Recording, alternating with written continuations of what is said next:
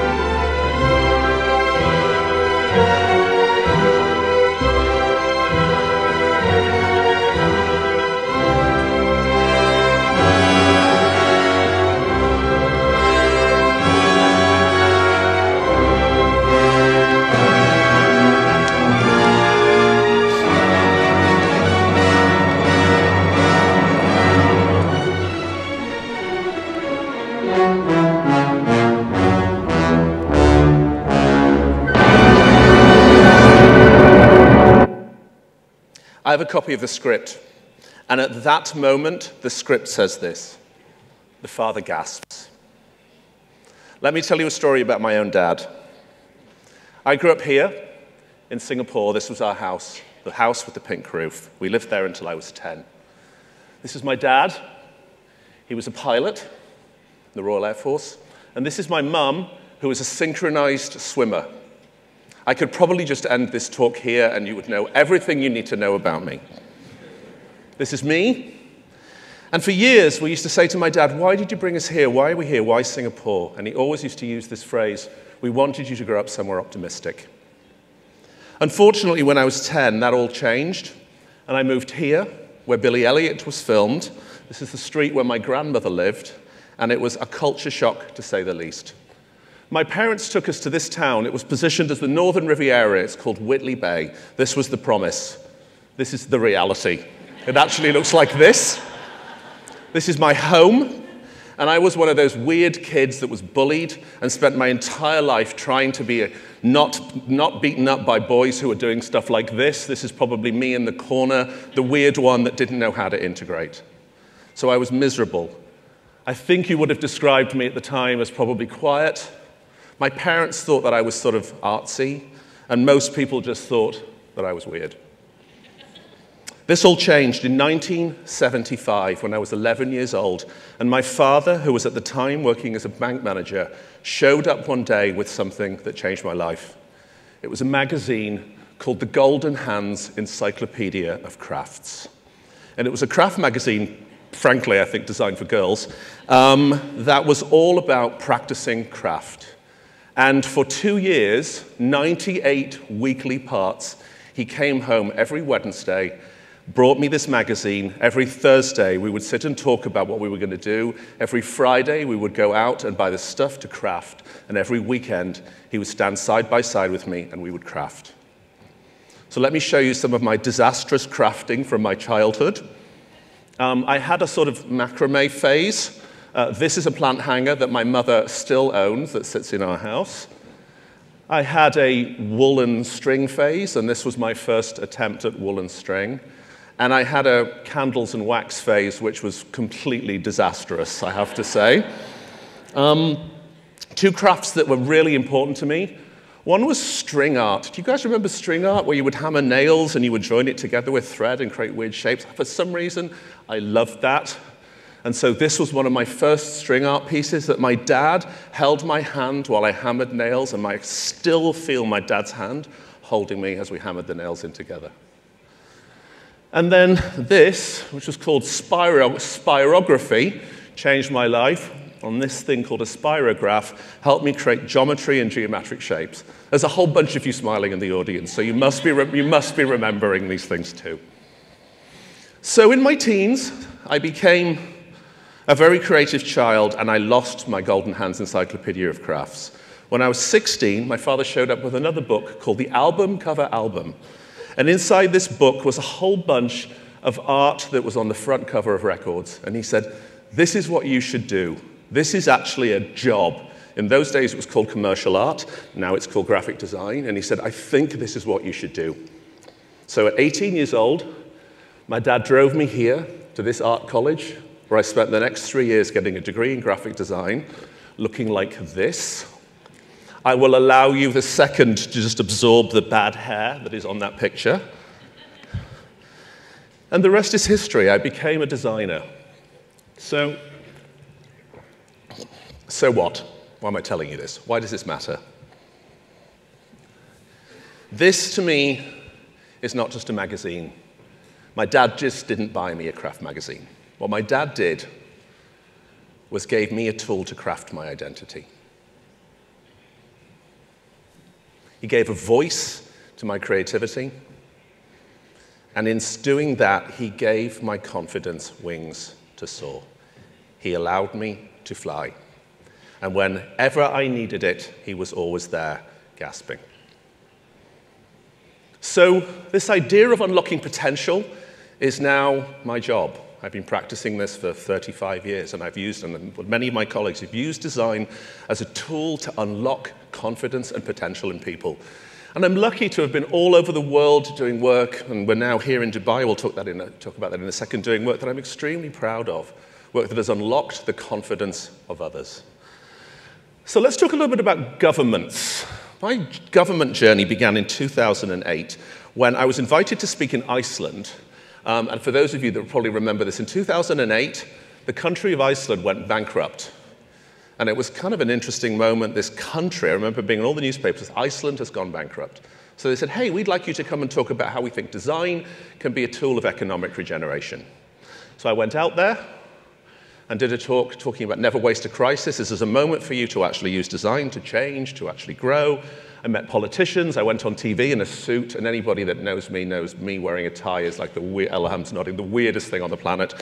So I did all sort of grown-up things like be on TV, met politicians, went out to villages and talked to locals about what it felt like to be in a country that was bankrupt, did a proposal that said, let's talk about what this is going to look like together, actually crafted an opportunity to create a vision and a portfolio for a country, help create and, most importantly, implement a pipeline of ideas. Very, very straightforward stuff, I thought at the time. A sustained country has a vision that ordinary citizens can understand, a transparent co-creation process, as motivating, as simple, as useful as human. To me, that seemed pretty straightforward. We got sort of pushback from the government, who said, no, that's way too easy. That's way too quick. That's not rigorous enough. Everybody will need to sign off on it. We need a big disruptive idea, and we have to get it right before we go public.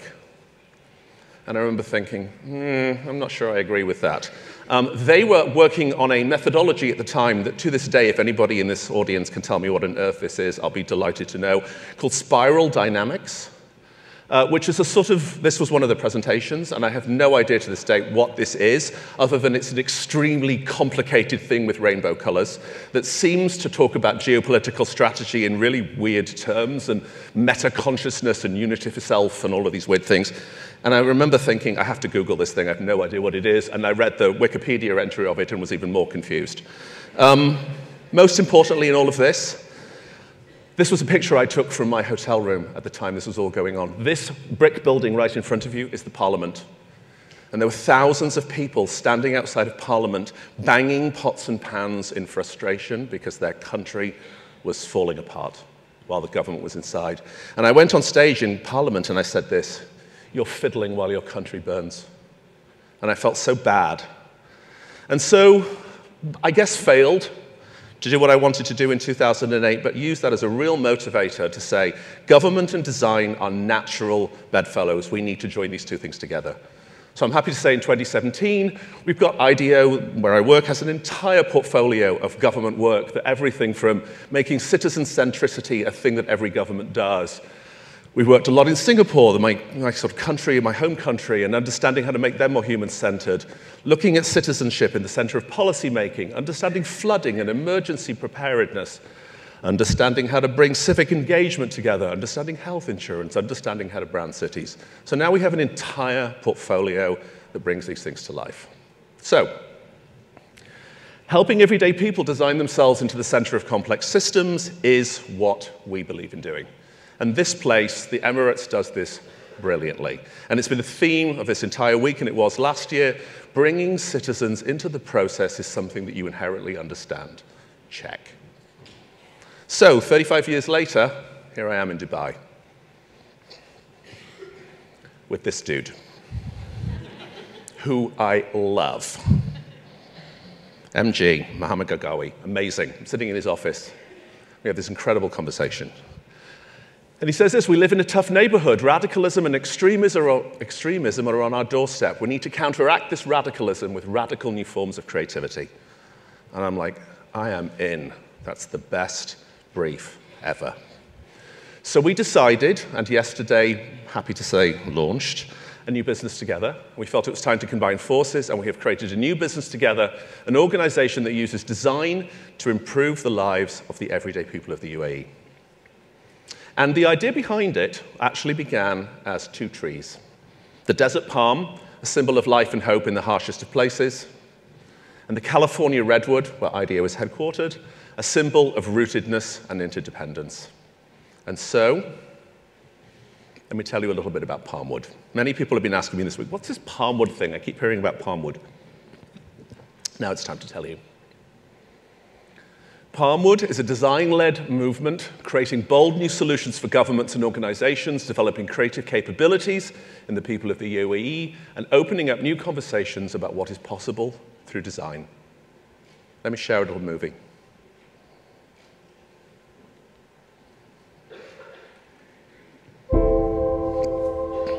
There's a dark hole growing inside society's heart, a destructive force that dishonors all we've built in the past and anything we might build in the future. Yet all of us have a choice, a chance to work together towards a society that's creative and optimistic. Palmwood brings together our different cultures to design solutions with governments, organizations, and communities that create positive impact across our society. We believe in the power of the palm, not the fist. Palmwood is a new purpose-driven organization that combines our cultures, values, and ambitions to design a better future for all of humanity in the United Arab Emirates and beyond. A hand-in-hand collaboration working alongside creative partners and people of all ages. We ask big questions, we listen to people, and we design with their world in our hearts. A design-led movement, unlocking the power of curiosity, generosity, and creativity, exploring innovative ideas and building bold solutions to our most pressing challenges. Come join us, and together we can unleash the extraordinary creative potential of our people, of ourselves, and of our shared future. Palmwood, the future begins hand in hand with you.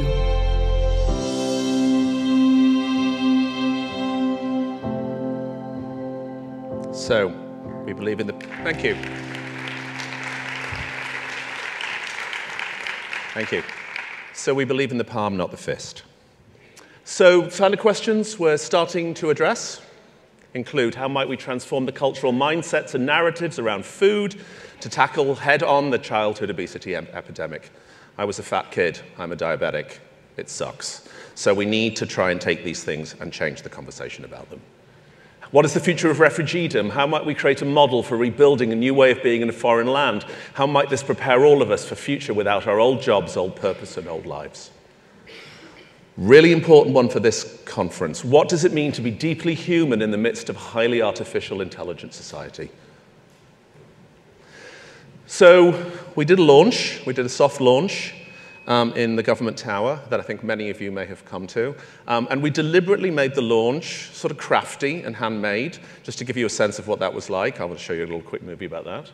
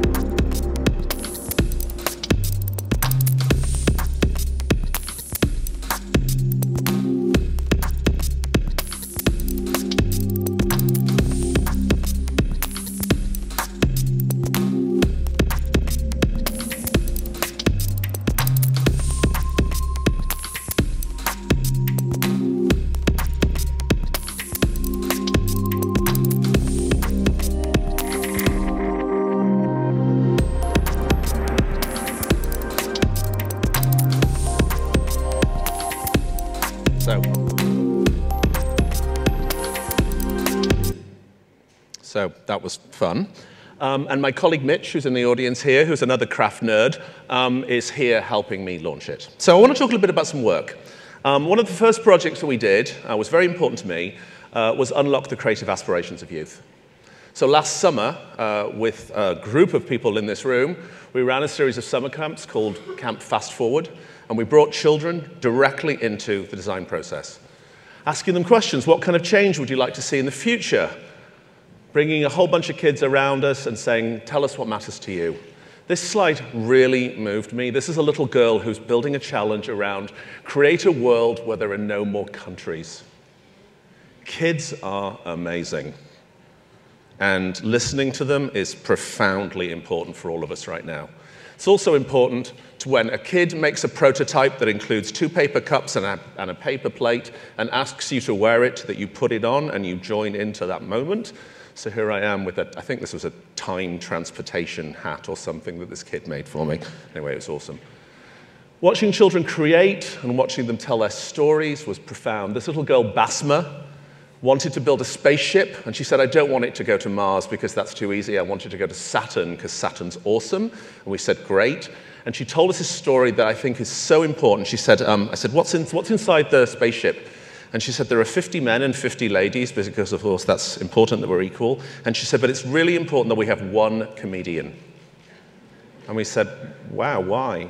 And she said, because we're going to have very difficult conversations, and people are going to need to be able to laugh. So watching these children present, watching their hopes and dreams was profound. And the team worked through them and helped build out ideas with them, which we presented to a whole bunch of government guys. And I'll tell you a very funny story about the shake in a second, which was awesome. And these little children came to the forefront and shared their work and shared their hopes and dreams without us actually needing to do very much. Just basically, they did their job. And then Basma, who is here presenting her vision to His Highness, who was very engaged in the whole process. And this was funny, so of course I apologize in advance to anybody in the room who is in the protocol team, but this little boy just went completely off protocol, grabbed His Highness's hand and said, "You have to come and sign a pledge, you have to come and sign a pledge." So he dragged the sheikh off to this pledge wall and said, "You have to sign a pledge for the future." Well, all of these pledges were put up there and His Highness signed it, which was just such a lovely moment of this kid sort of grabbing the sheikh and going, come with me, I'm so excited to tell you what it is that matters to me. So, kids, yay.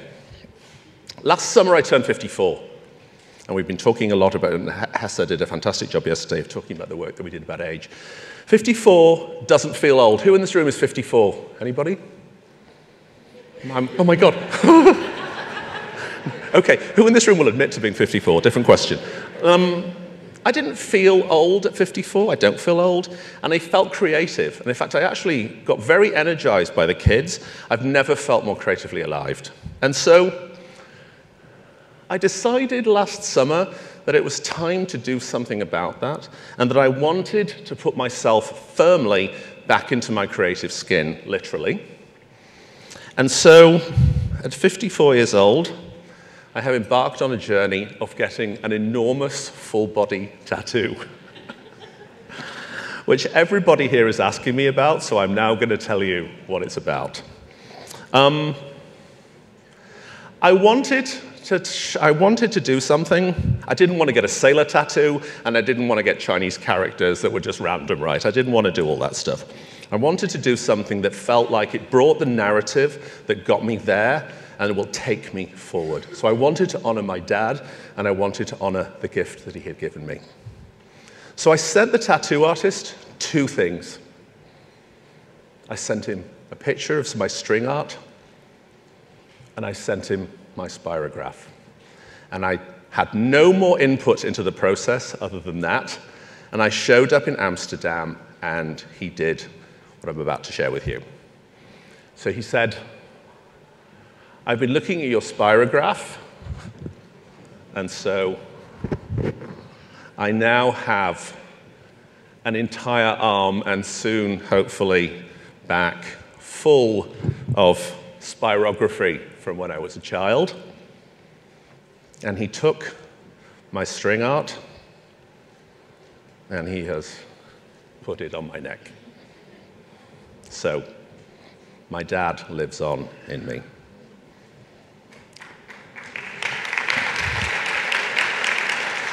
Thank you. I hope I'm not breaking cultural barriers here, but I thought this was an important point to make. So right after this, Project 2 came through from God, or I guess Allah, both, which was to help unlock curiosity and creativity in people who were older. And so I thought this might be a very, very interesting conversation for us to have, because Hessa presented this work yesterday. So this is project about seniors. I hope this says awesome. Does this say awesome in Arabic? Good. So we did a project helping unlock the potential of older people. We called it we had a cross-generation makeathon. And again, back to basics here, was craft and string and scissors and people in a room connected and making together.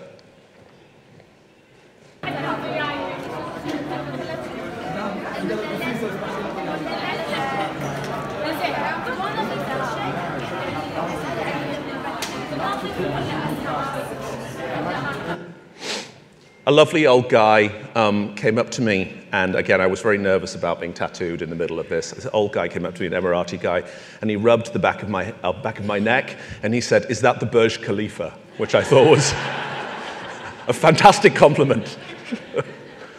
So again, we connected over making and joining, and we created together a series of ideas bringing together these generations.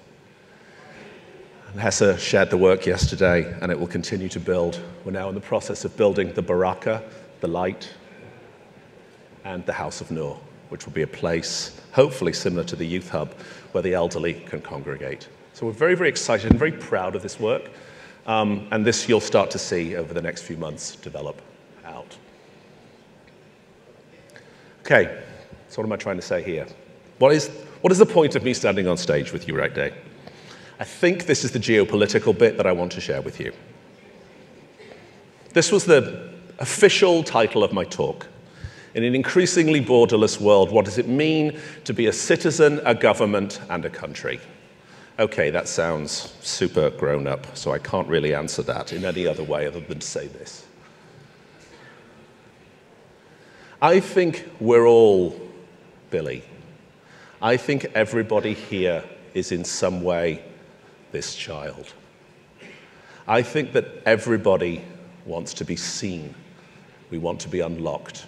We want to find our most creative self. We want to be given the confidence to fly.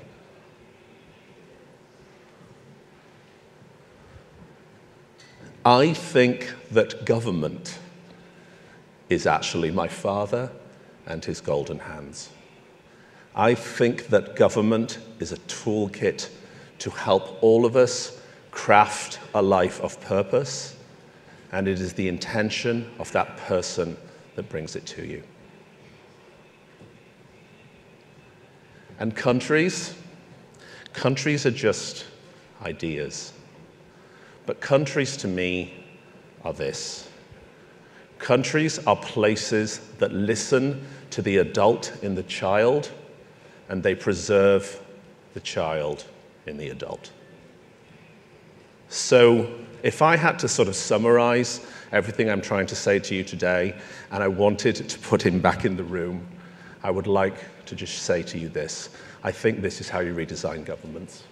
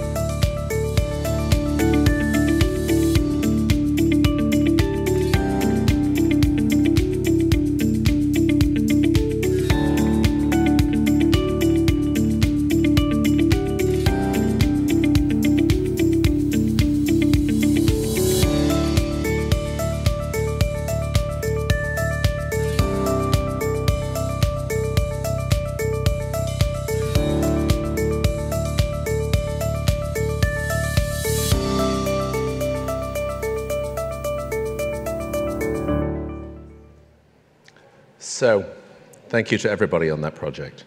So I just want to end here with a happy-ish ending. The last time I saw my dad was here in 2001. He passed away. I didn't get to say goodbye. My dad had cancer, and it was a very long fight. And towards the end, when I wanted to see him, he said, "Please don't see me. I don't need you to see me like this." So I never got to say goodbye to my dad. So when he died, I was absolutely consumed with grief because this person had given me everything. And so a few months after he died, I decided to do one thing. I went on eBay and I typed in Golden Hands Encyclopedia of Crafts. And I found a set in Australia. And a few weeks later, it arrived in a box. And I kept the box in the trunk of my car because I just simply didn't know what was going to happen when I opened it. And one day I opened it, and there he was. And every single moment and every single memory and every single thing that mattered in my life was in there. So I'd like to ask a favor from you. This is probably the proudest moment of my life today, to be standing in front of you telling you this story. So I would like to dedicate this talk and this moment to my father. And I would like to thank him